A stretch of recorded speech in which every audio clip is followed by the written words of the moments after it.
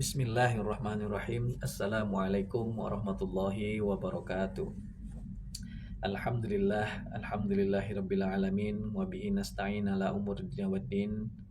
Wassalatu wassalamu ala asrafil anbiya'i wal mursalin wa ala alihi wa sahbihi rasulillahi ajma'in amma ba'du. Puji syukur, marilah sama-sama kita panjatkan kehadirat Allah Subhanahu wa taala yang telah memberikan rahmat dan hidayahnya kepada kita semua, sehingga kita masih bisa diberikan kenikmatan, masih bisa merasakan kesehatan sampai dengan detik ini dengan menjalankan ibadah puasa dengan khusyuk. Tak lupa pula salawat beserta salam kita panjatkan, kita haturkan kepada Nabi besar Muhammad sallallahu alaihi wasallam beserta para sahabat, keluarganya yang tetap setia kepada beliau sampai dengan akhir zaman kelak. Amin. Jamaah yang berbahagia, pada kesempatan kali ini izinkan saya sedikit sharing atau berbagi kisah yang mana mungkin dari kisah ini kita bisa implementasikan, kita dapatkan ibroh dari cerita tersebut. Dikisahkan dalam bukunya Buya Hamka, ya, buku tasawuf modernnya Buya Hamka. Dikisahkan ada seorang raja yang sedang melakukan perjalanan bersama pasukannya, yang mana raja ini memberikan titah kepada pasukannya, wahai pasukanku, nanti malam kita akan berjalan melalui sungai.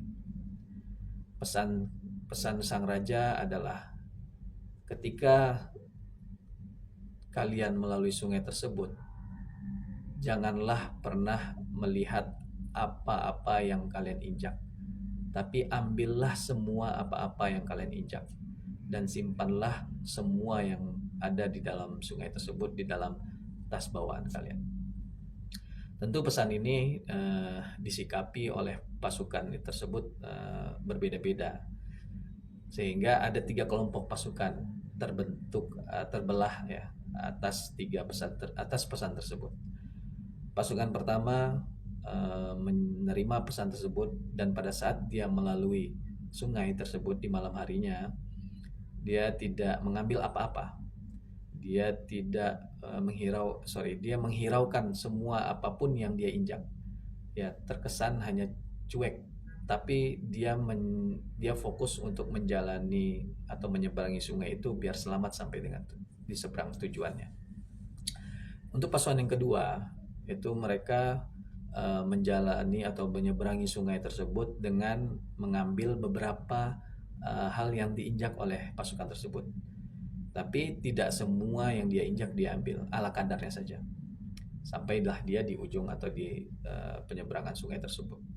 Sementara di pasukan ketiga itu mengambil semua apapun yang dia injak, bahkan sampai bawaannya tuh, tentengannya tuh penuh. Saking teringatnya pesan raja bahwa dia akan memaksimalkan semua apa saja yang dia injak dan dia ambil dan dia bawa semuanya. Itu pasukan ketiga. Nah, begitu sampai di ujung sungai dan mereka berkumpul beristirahat, maka sang raja menginstruksikan kepada pasukannya untuk membuka apa-apa yang sudah mereka ambil di sungai tersebut. Untuk pasukan pertama tentunya tidak mendapatkan apa-apa karena memang tidak ada yang diambil. Nah, begitu pasukan kedua membuka tas bawaannya, dia melihat ada banyak berlian, emas gitu ya, perhiasan yang dia ambil tadi pada saat menyeberangi sungai. Ada rasa gembira, tapi ada rasa kecewa dalam hal kenapa tidak saya ambil semua yang saya injak tadi? Kenapa hanya sebahagian yang saya ambil gitu. Apalagi di kelompok yang pertama, kecewanya sangat berat begitu melihat si kelompok kedua membuka bawaannya tadi.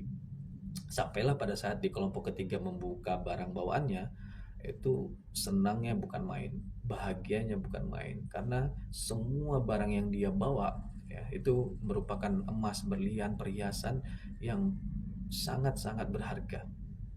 Dan tentunya dia sangat bersyukur karena memang semua apa yang dia injak dia ambil.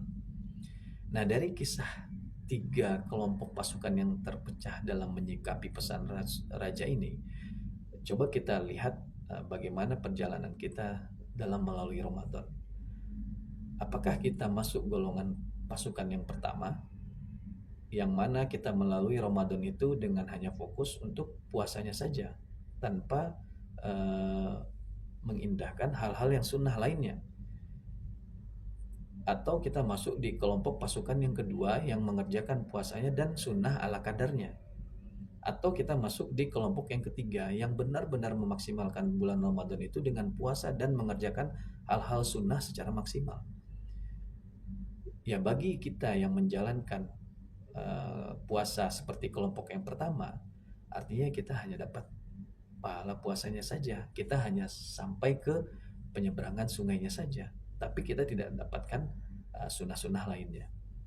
Tapi kalau kita menjalani Ramadan seperti halnya kelompok yang kedua, maka selain kita mendapat pahala puasanya, kita juga dapat pahala ala sunnahnya tadi, tapi ya ala kadarnya saja, sebatas hal-hal sunnah yang menurut kita tidak maksimal.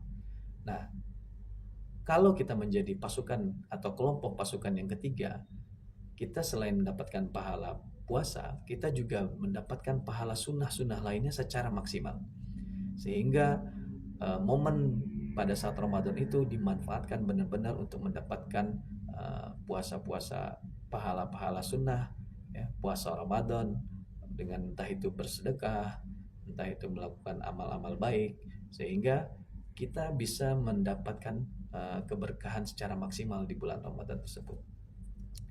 Dari situlah saya mengajak kepada seluruh jamaah agar bisa menyiapkan diri kita untuk menjadi kelompok pasukan yang ketiga, sehingga selama Ramadan ini kita bisa mendapatkan pahala puasanya plus keberkahan-keberkahan sunnah yang ada di dalam bulan Ramadan tersebut bisa kita maksimalkan. Mungkin itu saja yang dapat saya sampaikan. Semoga apa yang saya sampaikan ini bisa memberikan gambaran ataupun pandangan kepada para jamaah sekalian untuk tetap bisa memaksimalkan Ramadan di sisa-sisa Ramadan ini. Lebih kurangnya saya mohon maaf. Wabillahi taufik walhidayah. Wassalamualaikum warahmatullahi wabarakatuh.